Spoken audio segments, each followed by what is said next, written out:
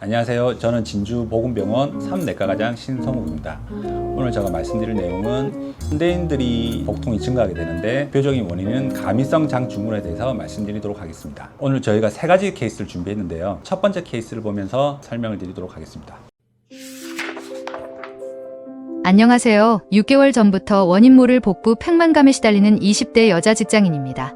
틈만 나면 쥐어짜는 복통과 함께 설사를 해서 대중교통 타는 것도 무섭습니다.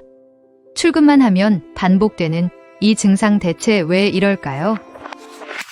이 여성분 같은 경우는 전형적인 가민성 장증후군의 증상인데요. 가민성 장증후군은 복통과 같은 소화기 증상이 배변의 형태의 변화 혹은 배변 습관의 변화와 함께 동반되면서 그런 증상들이 6개월 이상 또는 3개월 이내 주 1회 이상 반복되는 경우 가민성 장증후군이라 얘기할 수 있고, 단 가민성 장증후군이라고 얘기를 하려면 해부학적이나 기질적인 원인이 없는 상태를 가민성 장증후군이라고 얘기할 수가 있습니다. 진단은 증상을 토대로 진단을 하게 되고, 처음에 간단한 혈액 검사라든지 아니면 신체 검진을 이용해서 의심을 하게 됩니다. 레드 플래그 사인이라 하는 혈변이라든지 살이 빠진다든지 소화기암과 같은 가족력, 그런 증상이 없다면 처음에는 4주 정도의 약물 치료를 해볼 수가 있고, 만약에 그런 증상들이 있다면 저희가 대장 내시경을 통해서 기질적인 원인이 없는지 확인을 하게 됩니다.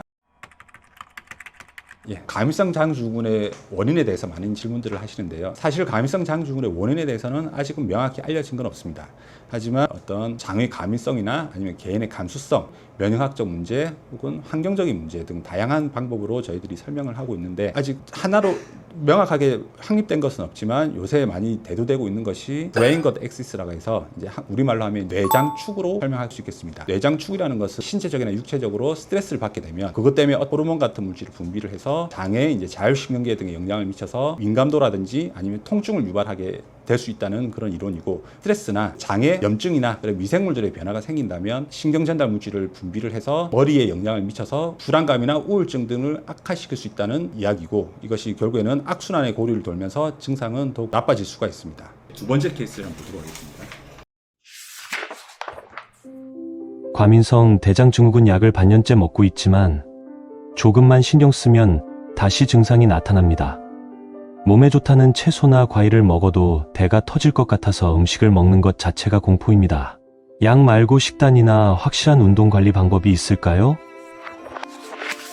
이분은 약 말고 혹시 일상생활에서 우리가 할 수 있는 게 뭐가 있을까 하는 건데요. 일단 약을 먹는데도 이제 그런 복부 팽만감, 그런 증상들이 지속된다는 특징을 가지고 있습니다. 식이 습관에 대해서 답변을 드리자면 저코드맵 식단이라는 게 있습니다. 코드맵이라는 것은 저사색 탄수화물이라 보실 수 있겠는데요. 몸에 들어가게 되면 이제 소장에서 흡수가 되지 않고 이제 이것이 대장으로 넘어가서 어떤 미생물들과 이제 만나면 발효되면서 이제 장내 가스나 삼투압을 형성해서 증상을 유발하게 됩니다. 맵이 많이 들은 음식은 대표적으로 밀가루 음식이라든지 보리, 사과, 수박, 과일들이 있을 수 있고요. 한국인들이 많이 먹는 된장이나 고추장, 쌈장, 춘장 같은 것도 포도맵이 많이 든 음식 중에 하나입니다. 반대로 이제 포도맵이 적게 든 음식 같은 경우에는 쌀이나 바나나 혹은 고구마, 감자 이런 것들이 이제 포도맵이 적게 드는 음식이고요. 종류가 너무 많기 때문에 인터넷에서 저포도맵 식단이라고 쳐보시면 잘 분류된 것을 보실 수 있을 겁니다. 그 다음 식이습관 외에 재볼 수 있는 것은 운동요법이 있겠습니다. 운동 같은 경우에는 주 3에서 5회 이상, 땀에 젖을 정도 한 번 할 30분에서 60분 정도 운동을 하는 것이 장증후군의 증상 완화에 도움이 된다고 알려져 있습니다. 가민성 장증후군 환자분들한테 꼭 드리는 말씀이 있는데요. 죽고 사는 병은 아니고 어떤 증상을 완화시켜서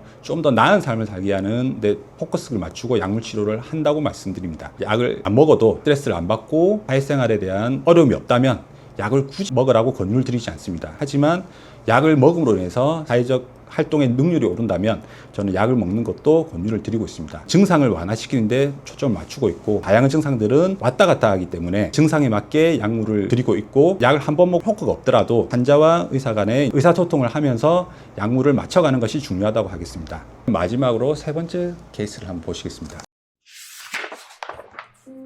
유산균 먹는 게 도움이 된다고 해서 유산균을 사려고 하는데 종류가 많아서 어떤 것을 골라야 하는지 모르겠습니다. 어떤 유산균이 좋은 유산균인가요? 항균 같은 경우에도 뭐가 좋다고 정해지지는 않았습니다. 하지만 락토바실러스나 아니면 비피도 박테리움 들어가 있으면 그냥 드시면 될 것 같고요. 항균의 종류보다는 장 안에 들어가고 나면 자리 잡는 데 좀 시간이 걸리기 때문에 2달에서 석 달 이상 장기간 드실 것을 권유를 드립니다. 먹는 시기에 대해서 질문을 하시는데요. 이것에 대해서는 딱히 정해진 건 없습니다. 하루 중 어느 때라도 편한 시간을 정해놓고 드시라고 말씀드리고 있습니다. 공복에 안 먹어도 되나요? 네, 공복에 꼭 드실 필요는 없습니다. 돌발질문 하지 마라. 오늘 세 가지 케이스를 통해서 가미성 장증후군에 대해서 알아봤는데요.